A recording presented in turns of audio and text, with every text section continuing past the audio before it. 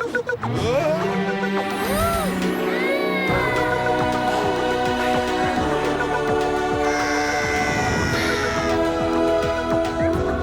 irez au Futuroscope et vous deviendrez astronaute avec la nouvelle attraction incroyable, Objectif Mars. Futuroscope, toutes les forces d'attraction. Toute cette semaine, participe au jeu concours de Puissance Télévisions pour tenter de gagner tes places pour le parc du Futuroscope. 40 places sont à gagner, alors joue dès maintenant sur puissancetélévision.fr et sur notre application mobile. Jeu organisé du 29 juin au 4 juillet 2020 en partenariat avec le Futuroscope.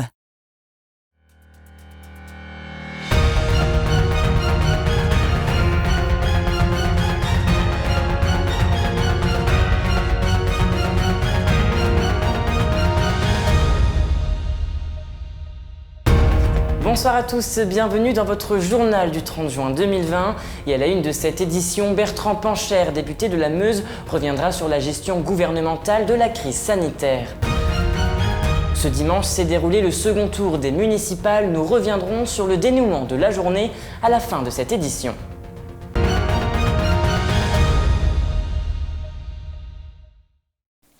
Mais avant de développer ces titres, je vous propose de faire un point sur les vacances estivales. En effet, le 6 juillet débutera les vacances d'été et après ces mois de confinement, l'envie d'évasion se fait ressentir pour de nombreuses personnes. La Corse est d'ailleurs la destination la plus plébiscitée. Pour cette agence de voyage Bragarde, le marché reprend peu à peu, mais les voyageurs se font tout de même timides. Explication au micro de Benjamin Viéville. Pour l'instant, c'est timide, puisque c'est assez récent, mais on suppose effectivement que oui, les frontières vont s'ouvrir également sur le bassin méditerranéen.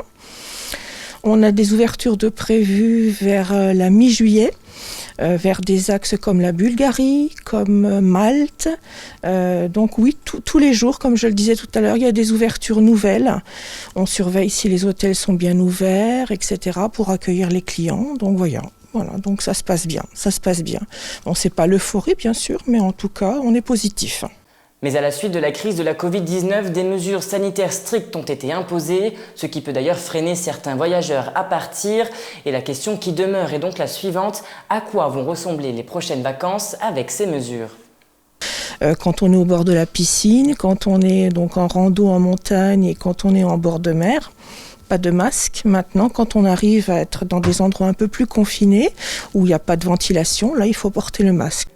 Aujourd'hui, Agnès Buzyn, ancienne ministre de la Santé, a été entendue par les députés concernant la gestion de la crise de la Covid-19.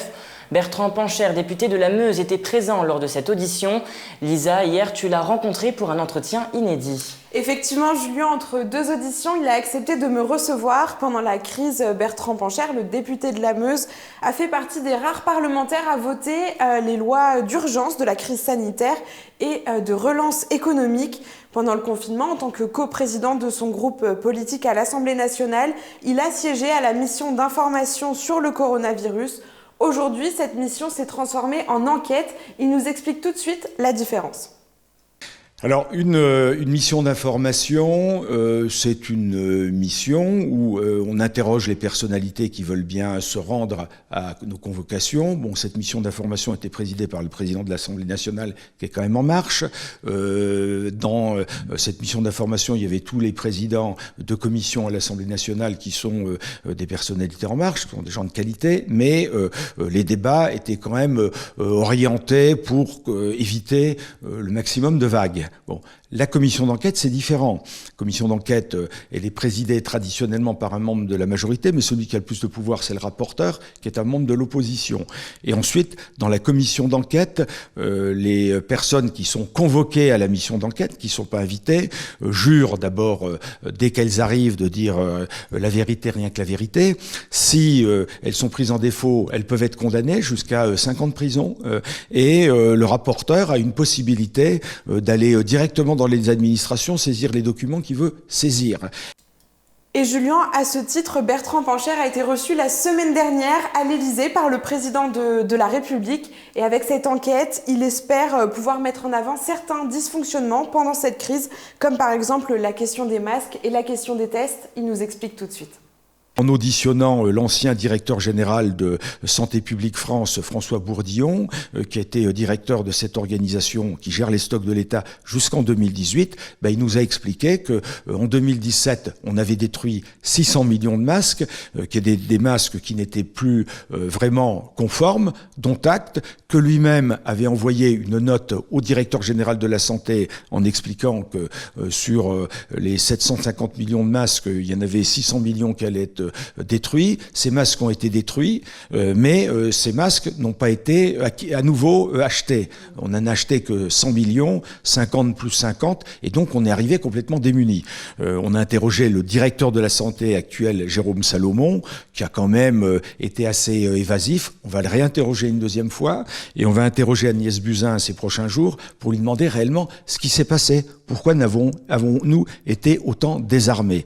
Nous avons auditionné le professeur Raoult, qui nous explique que, quelle que soit sa personnalité un peu controversée, qui nous explique quand même que son CHU a testé dès le début plus de 150 000, il y avait plus de 150 000 tests qui ont été réalisés parce qu'il n'a pas attendu que ça remonte et ça redescende de l'Institut Pasteur. C'était l'Institut Pasteur qui, normalement, devait tout coordonner. Pourquoi on se pose des questions? Alors qu'il y avait des tas de laboratoires qui étaient en possibilité de tester, qui ne les ont pas fait. Il n'y a pas eu de commande de test. Et donc, je pense qu'on va réussir à comprendre les responsabilités, s'il y avait eu des responsabilités. Eh bien d'ailleurs, si le sujet vous intéresse, sachez que Bertrand Pancher a rédigé un ouvrage intitulé « Carnet d'un député au temps du coronavirus ». Cet ouvrage, Julien, il est accessible directement sur son site internet. Merci beaucoup Lisa pour ces informations et on reste toujours dans la sphère politique avec les élections municipales qui se sont déroulées ce dimanche. À Vitry-le-François, Saint-Dizier et Bar-le-Duc, 3 listes étaient encore en lice dans les 3 villes du Triangle. Malgré une forte abstention, le second tour s'est déroulé dans des conditions sanitaires strictes. Découvrez ce reportage de la rédaction. À Bar-le-Duc, à Vitry-le-François et à Saint-Dizier, 3 listes étaient en lice pour la mairie de leur commune. Ce dimanche, c'était le dénouement final d'un feuilleton qui aura duré près de 3 mois. Masqués et les mains désinfectées, les électeurs se sont rendus aux urnes dans des conditions franchement particulières. Dans les 3 villes, celle qui a fait le plus gros score, c'est l'abstention.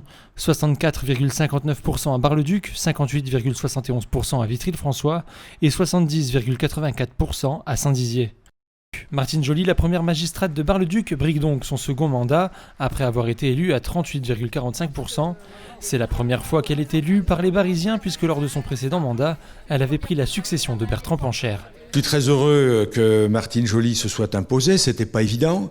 Elle m'a succédé il y a 3 ans, elle avait jamais fait auparavant de politique, elle a fait une très bonne campagne, c'est un très très bon résultat. Benoît Degeffe, le candidat de gauche, a lui obtenu 6 sièges grâce à son score de 34%. Pierre-Étienne Pichon a lui 4 sièges avec 27,55% des voix. Désormais, ces listes feront partie de l'opposition et devront travailler ensemble, et cela même avec des points de vue et des idées différentes. Je veux dire, la minorité, elle a sa place aussi dans un conseil municipal, de par ses propositions, de par ce qu'elle peut dire sur la vie qu'elle a et la notion de vie dans une cité. C'est important. Ils auront leur part de travail aussi dans les commissions et dans un certain nombre d'objectifs qu'on doit se donner ensemble. Effectivement, on va avoir 6 postes, 6 places, donc une belle occasion de pouvoir s'exprimer, de faire entendre notre voix, de montrer qu'on est très attentif à la réponse aux besoins des habitants, à la question écologique. Il faut absolument que le Conseil, la majorité, comprenne qu'il faut changer de politique parce qu'elle n'est pas tenable dans la durée et elle continue à nous mettre en situation délicate et à condamner peut-être Bar-le-Duc sur sa population, sur son dynamisme. Du côté de Vitry-le-François, Jean-Pierre Bouquet ne quittera pas non plus son fauteuil de maire, sous réserve bien sûr que le conseil municipal le désigne maire. Aux alentours de 19h30, les résultats sont tombés. Jean-Pierre Bouquet obtient 52% des voix, Cyril Triolet 39,80% et Pascal R 8%.